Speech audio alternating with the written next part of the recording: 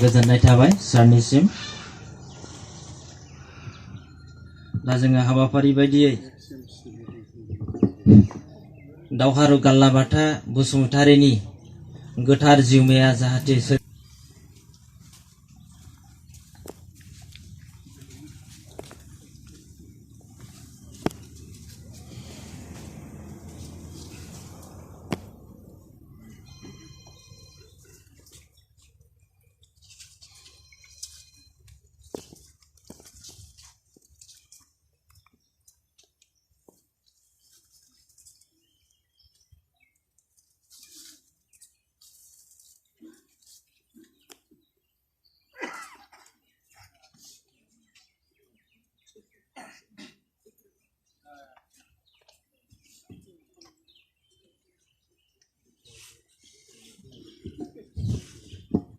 बिबार बावजेननाय हाबाफारि बेखौ मावफुंनायनि थाखाय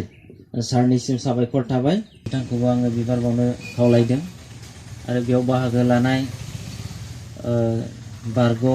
EM सार सभाराम बसुमतारी बिथांखौबो आङो बे समाव बिबार बावनो खावलायदों आरो बेयावनो बाहागो लाबावनो हानाय मुस्रि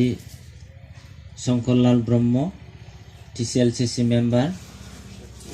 चेयारमेन बिथां सारखौबो आङो बे समाव बिबार बावनो खावलायदों आरो बेयावनो बाहागो लाबावनो हानाय क'क्राझार जिल्ला दुलाराय बर' फरायसा आफादनि मानगोनां आफादगिरि जनक उजिर बिथांखौबो आङो बिबार बावनो खावलायदों आरो बेयाव बाहागो लाबावनो हानाय क'क्राझार जिल्ला बर' थुनलाइ आफादनि मानगोनां गाहाय नेहाथारि बिजल कुमार बसुमतारी बिथांखौबो आङो बिबार बावनो खावलायदों आरो बेयाव बाहागो लाबावनो हानाय बारग' MLA सार प्रदीप कुमार ब्रह्म बिथांखौबो आङो बिबार बावनो खावलायनाय जाबाय आरो बेयावनो बाहागो लाबावनो हानाय मुस्रि रहिन्द्र नार्जारी बारग' MCLA बिथां सारखौबो आङो बिबार बावनो बे समाव खावलायदों। बेयाव बाहागो लाबावनो हानाय मुस्रि दीपक बर' सेक्रेटारि गसाइगाव डिस्ट्रिक्ट BPF बिथां सारखौबो आङो बिबार बावनो खावलायदों आरो बेयाव बाहागो लाबावनो हानाय क'क्राझार जिल्ला बर' हारिमु आफादनि आफादगिरि मुस्रि बिजितगिरि बसुमतारी बिथांखौबो आङो बिबार बावनो खावलायदों आरो बेयाव बाहागो लाबावनो हानाय नेहाथारि मुस्रि प्रसन्नलाल बसुमतारी सारखौबो आङो खावलायदों बिबार बावनो। क'क्राझार जिल्ला बर' समाजनि मानगोनां आफादगिरि मुस्रि नित्यरन्जन ब्रह्म सारखौबो आङो बिबार बावनो थाखाय खावलायदों। बेयावनो बाहागो लाबावनो हानाय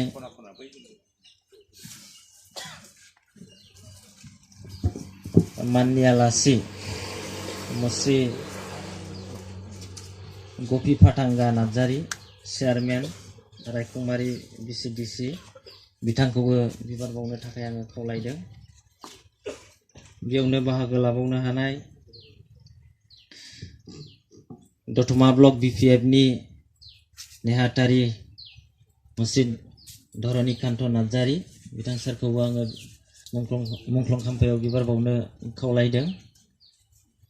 आरो बेयावनो बाहागो लाबावनो हानाय मुस्रिमा उमारानि बसुमतारी बिथां मेदामखौबो बिबार बावनो आङो खावलायनाय जादों आरो बेयाव बाहागो लाफैबावनो हानाय जोंनि गाल्लाबाथा बसुमतारी पाब्लिक चेरिटेबल ट्रास्टनि बारग' चेयारमेन सार प्रनय कुमार ब्रह्म बिथांखौबो आङो बिबार बावनो थाखाय खावलायदों। बेयाव बाहागो लाफैबावनो हानाय मुस्रिमा इन्दु बसुमतारी बिथांखौबो आङो बेयाव बिबार बावनो थाखाय खावलायनाय जादों आरो बेयावनो बाहागो लाफैबावनो हानाय मुस्लिमा सुब्रा रानी नार्जारी बिथांखौबो बिबार बावनो थाखाय आङो खावलायनाय जादों आरो बेयावनो बाहागो लाबावनो हानाय रामफलबिल दखरा दुलाराय बर' फरायसा आफादनि आफादगिरि भातगाव दखरा दुलाराय बर' फरायसा आफादनि आफादगिरि प्रफुल्ल बसुमतारी बिथांखौबो आङो बिबार बावनो खावलायदों आरो बेयावनो बाहागो लाफैबावनो हानाय दतमा आन्चलिक बर' स्टुडेन्ट इउनियननि मानगोनां आफादगिरि गोरोबथा नार्जारी बिथांखौबो आङो खावलायदों बिबार बावनो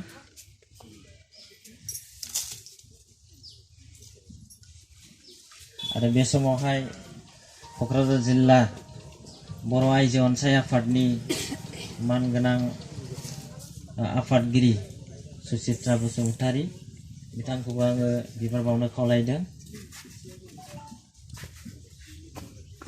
बे समावहाय क'क्राझार जिल्ला दुलाराय बर' फरायसा आफादनिफ्राय बाहागो लाफैनो हानाय लोगो आफादगिरि मुस्रि कृपेश दैमारी बिथांखौबो आङो बिबार बावनो खावलायदों लोगोसे बे समावहाय बे हाबाफारियाव बाहागो लाफैनो हानाय गासैबो माननि आलासि लोगोसे ओनसोलनि सानसुमै रायजो राजा आरो गुबुन गुबुन आफादनिफ्राय बाहागो लाफैनाय दैदेनगिरि मावथिफारिया बिथांमोनखौ फारि फारियै बिबार बावलांबाय थानो थाखाय आङो खावलायनानै दोननाय जाबाय आरो बेखिनि समावहाय दिनैनि बे सानजों लोब्बा लाखिनानै बिबुंथि लाखिनो थाखाय आङो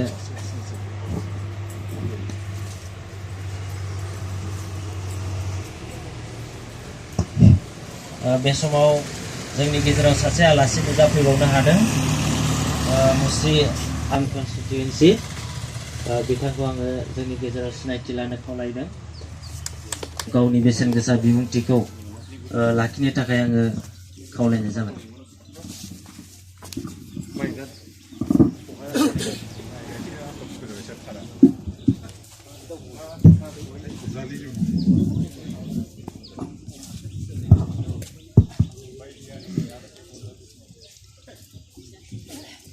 गाल्लाबाथा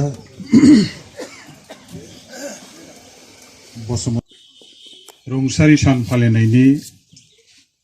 दिनैनि बे हाबाफारियाव बाहागो लाफैनाय जोंनि बिटिसिनि बादग' एम सभाराम बसुमतारी आथिखालनि दतमा